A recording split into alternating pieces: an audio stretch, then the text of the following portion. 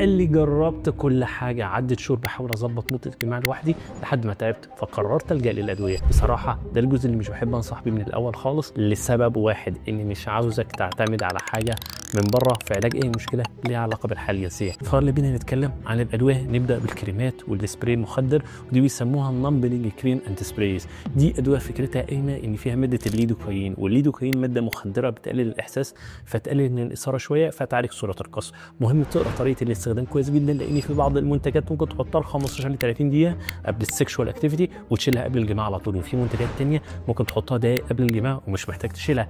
فلازم تقرا التعليمات كويس، لان انت ممكن تحطها لمده طويله مثلا على عم صقر فتخدره فينام فما يقومش. تاني اوبشن معانا في الادويه هي الاس اس ار اي، ودي ادويه بتعلي السيروتونين في الدماغ. وما تنساش المثل الطبي الشهير، كل ما السيروتونين في المخ زياده كل ما هتكون ملك في غرفه القياده.